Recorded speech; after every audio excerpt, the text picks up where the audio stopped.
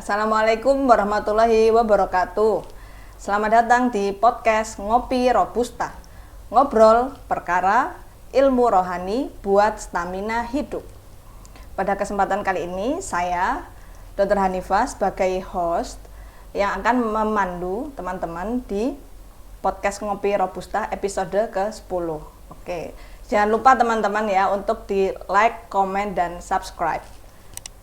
Kemudian kesempatan kali ini saya tidak sendiri, saya ditemani oleh narasumber kita yang tidak lain dan tidak bukan ya adalah Ustadz Suratno. Ya, selamat datang Ustadz. Assalamualaikum. Waalaikumsalam warahmatullahi wabarakatuh. Sehat Ustadz? Alhamdulillah sehat. Bagaimana dokter? Alhamdulillah sehat juga Ustadz. Gimana Ustadz ini momen puasa Ramadan ini? Ya alhamdulillah, semoga tetap sehat, tetap lancar ibadahnya. Alhamdulillah. Oke Ustadz, ini kan kita di momen bulan puasa Ramadan ini tentu banyak yang berlomba-lomba ya Ustadz untuk menguatkan baik dari segi ibadah, berlomba-lomba dari segi ibadah maupun dalam hal lainnya juga seperti itu Ustadz. Untuk modal manusia sendiri gitu Ustadz untuk bisa mengupgrade ya Ustadz dari Ramadan tahun berikutnya ke Ramadan berikutnya lagi seperti itu, bagaimana ya Ustadz, modal apa saja yang sudah diberikan Allah gitu untuk manusia sama ini, mohon dijelaskan Ustadz. Terima kasih Dr. Hanifah dan pemirsa Ngopi Robusta. Kita bersyukur kita mendapatkan kesempatan untuk kembali bertemu dengan bulan suci Ramadan, bulan yang sangat istimewa, bulan yang Allah memberikan pelayanan yang sangat prima untuk penguatan ketakwaan manusia. Yang perlu disadari bahwa setiap manusia itu sudah diberi modal. Inna sama wal basara wal fu'ada ulaika kanan humas'ula. Jadi setiap manusia itu minimal diberi 3 modal. Modal penglihatan, pendengaran, dan hati.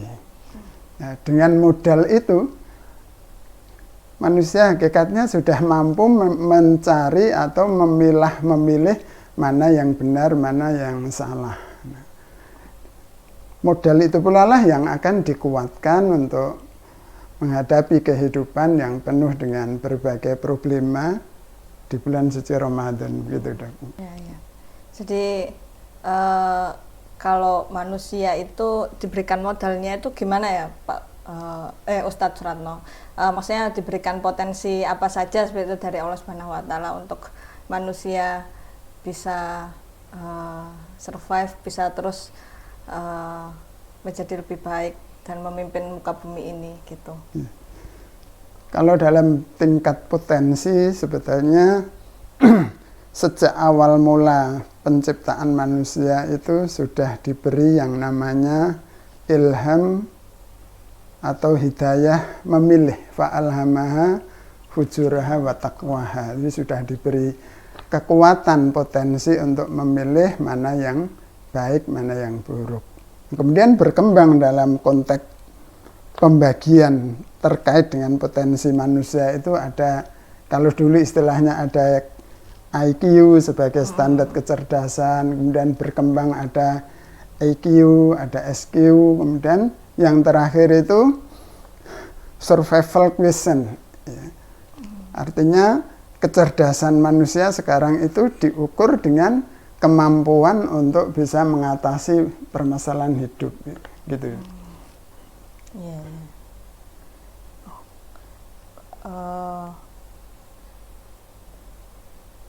Terus kalau misalkan mengatasi masalah hidup itu, jadi sebenarnya Allah sudah memberikan kita kemampuan ya, gitu ya Ustadz. Ya, secara dari lahir pun kita sudah diberikan kemampuan, dari awal penciptaan manusia juga kita sudah dijadikan pemimpin gitu ya Ustadz. Jadi kita tuh jadi lebih lebih baik gitu ya dari pada malaikat dan jin itu, karena memang ada potensi gitu ya Ustadz di dalam diri manusia. Betul. Kemudian dengan modal yang sudah ada disebutkan itu tadi ya Ustadz, jadi kemampuan intelektual, kemudian kemampuan ketangguhan itu ya Ustadz ya, jadi bertahan seperti itu. Kemudian bagaimana Ustadz cara manusia untuk kemudian bisa mengembangkan seperti itu Ustadz, supaya bisa mencapai potensi yang maksimal seperti itu Ustadz? Terima kasih. Jadi potensi itu bisa berkembang secara pendidikan, bisa berkembang secara otomatis ketika menghadapi situasi, kondisi yang melingkupi kehidupannya. Nah, kalau potensi yang bersifat gradual pendidikan itu bisa dilihat dalam konteks bagaimana mendidik secara ilmiah, mendidik secara jasmaniah, pendidikan secara kemasyarakatan. Artinya ada hal-hal yang bisa kita upgrade secara formalitas. Makanya sekarang banyak diklat-diklat, ada workshop, ada seminar untuk pengembangan kompetensi. Nah, ini juga termasuk untuk mengupgrade kemampuan atau potensi manusia. Artinya pada hakikatnya potensi manusia itu akan terus berkembang seiring dengan apa yang dialami dalam kehidupannya. Terus kalau manusia sendiri ini Ustadz mungkin ada potensi kecerdasan apa aja seperti Ustadz yang bisa dikembangkan, atau istilah kerennya sekarang dikapitalisasi gitu Ustadz. Seperti itu. Dalam konteks potensi kecerdasan itu manusia akan bisa mendapatkannya dari sisi, kalau dalam bahasa Quran itu tadzakur dan tadabur. Tadzakur itu mengembangkan potensi hati, bagaimana melakukan perenungan, kontemplasi, pengamatan terhadap ayat-ayat Allah yang bisa disaksikan di alam semesta. Nah, tafakur itu menggunakan potensi logika atau akal untuk mencerna bagaimana ilmu yang didapat dari orang lain maupun dari pengamatan. Karena kalau bahasa mudahnya itu perpaduan antara zikir dengan pikir. Nah, dengan memadukan zikir dan pikir itu manusia akan mendapatkan pengembangan potensi diri yang luar biasa. Ada sebagian orang yang hanya menguatkan potensi berpikir, sehingga kecerdasannya walaupun meningkat dari sisi tingkat kepandiannya, tapi tidak diimbangi dengan kecerdasan nurani, yang itu menjadikan potensi untuk tersesat itu sangat besar. Tetapi kalau digabungkan antara potensi zikir dengan fikir itu seimbang, maka keilmuan yang didapat itu akan tetap terpandu dalam nilai-nilai kebaikan, nilai-nilai Islam. Ini yang perlu diarahkan, bagaimana bukan hanya membentuk manusia yang cerdas, tetapi juga membentuk manusia yang sadar akan kehebatan dia diciptakan oleh Allah untuk menjadi hamba Allah yang modal besarnya itu untuk kebaikan. Kebaikan itu bukan hanya menjadi orang yang soleh secara pribadi, tapi menjadi muslih, bermanfaat untuk perbaikan lingkungannya. Begitu, Dok. Amin. Iya, Ustadz. Jadi kalau sekarang tuh banyak ya Ustadz yang pinter, menonjol mungkin secara intelektualnya, tapi lupa gitu Ustadz sama agamanya, gitu. Jadi lupa nih, hati nurani, dipakai hati nurani ini, akhirnya mungkin saat kerja malah berbelok non sewu, misalkan korupsi seperti betul. Itu, jadi melakukan banyak kecurangan seperti itu misalkan ya Ustadz ya. Jadi diharapkan kita dengan terus berpikir dan berzikir itu ya Ustadz ya istilahnya, jadi tetap bisa memberikan potensi terbaik buat kita dan lingkungan kita dan tempat kerja kita, seperti itu ya Ustadz ya. Betul. Jadi fenomena yang terjadi di zaman modern ini memang harus segera diimbangi. Kecepatan teknologi mendapatkan informasi yang sangat mudah dengan sosial media harus diimbangi pula bagaimana langkah-langkah untuk menjaga hati nurani itu berada dalam rel yang dikehendaki oleh Allah. Ya.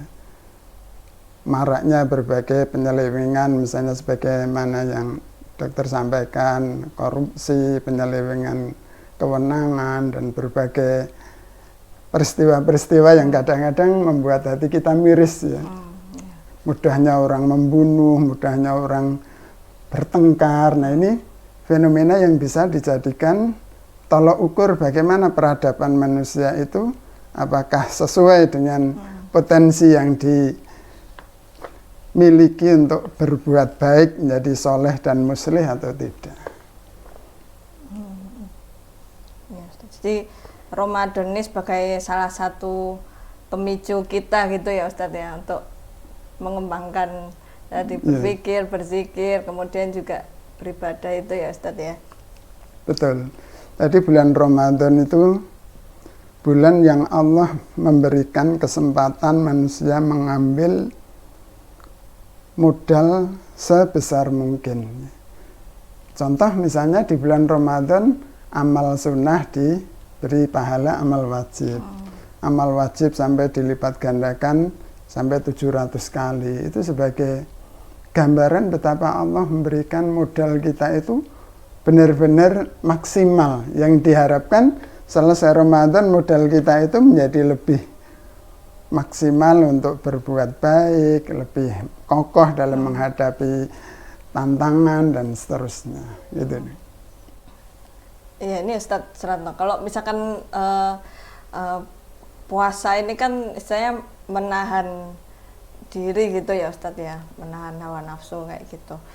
Terus ini juga sebagai cara kita melatih diri gitu ya Ustadz, untuk minimal memimpin diri sendiri ya Ustadz ya, untuk menahan diri seperti itu. Kemudian bagaimana ya Ustadz untuk dampaknya gitu, selain dari diri kita, mungkin untuk apakah bisa juga gitu Ustadz, kalau puasa Ramadan ini jadi momentum kita jadi lebih banyak manfaatnya gitu Ustadz ke masyarakat atau misalkan ke keluarga kita, seperti itu Ustadz. Terima kasih Dok. Jadi Ramadan itu menyadarkan manusia pertama dari sisi pembuktian bahwa kita memiliki potensi yang luar biasa. Di tengah-tengah kita tidak makan, tidak minum, capek, tetapi ternyata itu tidak menjadikan kelemahan baik secara jasmani atau rohani. Buktinya begitu Ramadan, orang sakit malah menurun. Kemudian di waktu Ramadan dalam situasi lemah seperti itu, kita menjadi lebih terdorong bersemangat untuk menjalankan ibadah. Yang kedua, Ramadan juga memberikan bukti kepada kita bagaimana kita mampu memberikan perhatian kepada hal-hal yang sifatnya ya, batasan-batasan. Ya. Misalnya walaupun di kamar sendiri ada makanan enak, ada minuman segar, karena kita memiliki kesadaran berpuasa, ya tidak kita makan, tidak kita minum. Ya, padahal tidak ada siapa-siapa kecuali Allah. Nah ini melatih kita bahwa hidup kita ini tidak terlepas berbuat kecurangan atau penyelewengan, karena Allah mengamati, mengawasi kita bersama. Hal yang lain juga Ramadan melatih kita untuk hidup ini tidak untuk diri kita sendiri. Ada faktor-faktor yang harus kita sadari bahwa potensi kita ini bermanfaat untuk orang lain. Ya. Waktu kita lapar, kita haus, ternyata di lingkungan kita banyak yang lapar dan haus yang mungkin tidak ada gambaran nanti mau makan apa, karena memang kekurangan. Nah ini melatih sensitivitas kita untuk nasib orang-orang yang lebih ya menderita daripada kita. Artinya dalam lingkup sosial masyarakat kita ini ya memiliki potensi untuk melakukan perbaikan. Nah, perbaikan ini tentu membutuhkan kepedulian, membutuhkan kesadaran bahwa kita tidak hidup secara individual, gitu. Ya. Terus momen Ramadan juga sering ini ya Pak, kita mungkin berikan buka bersama, seperti itu, lebih banyak peluang untuk menempa diri untuk berbagi gitu ya Pak ya. Ya.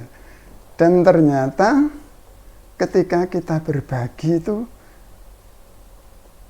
ya dalam gambaran antara yang kita beri dengan yang kita terima itu lebih banyak yang kita terima. Tidak ada orang yang memberi itu kecewa karena yang diberi tidak berterima kasih.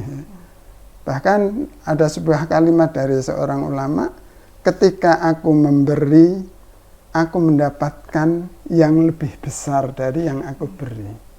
Jadi nilai kebahagiaan pemberian kita, walaupun sekedar katakanlah minum segelas roti sepotong, tapi kebahagiaan yang kita dapatkan itu melebihi nilai itu. Itu di dunia, apalagi nanti di akhirat. Masya Allah. Dalam rumusan iman tidak akan berkumpul antara iman dengan eman. Eman itu bakhil ya. Oh, iya.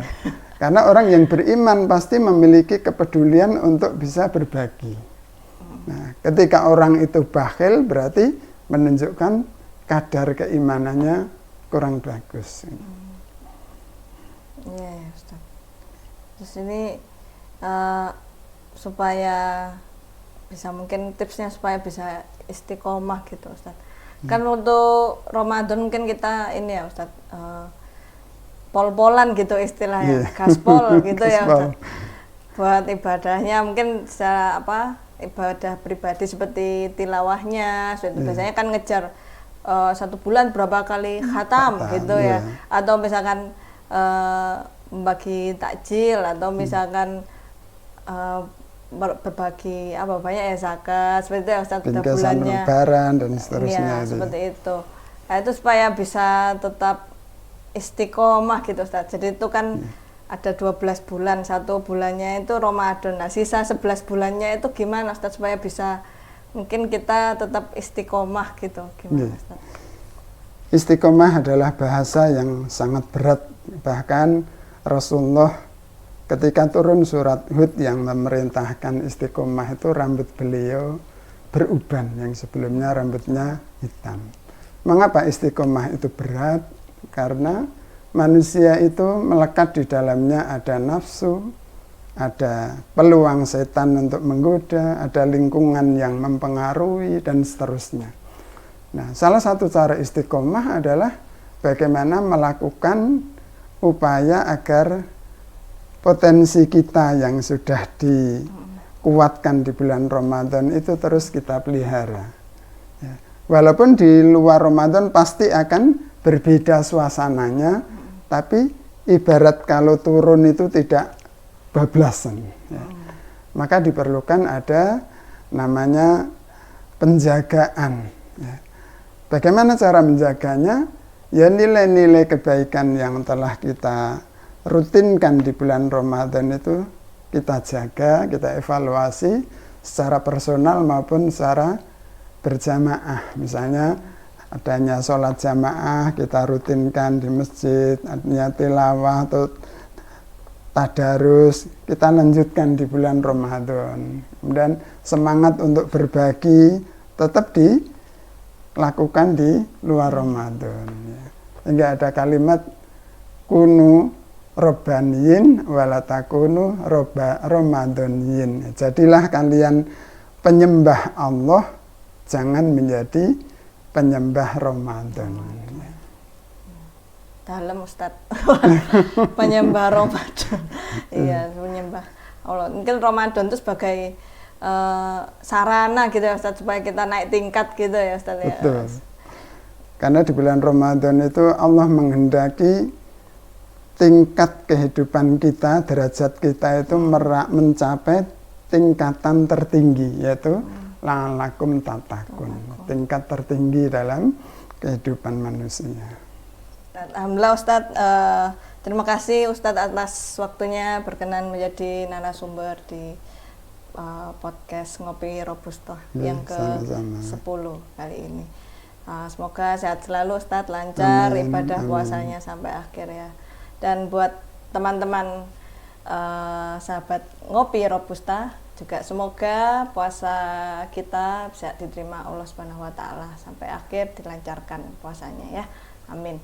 Oke, karena sudah selesai, kita akhiri dulu podcast kita hari ini. Sampai berjumpa di podcast Ngopi Robusta yang berikutnya. Wassalamualaikum warahmatullahi wabarakatuh.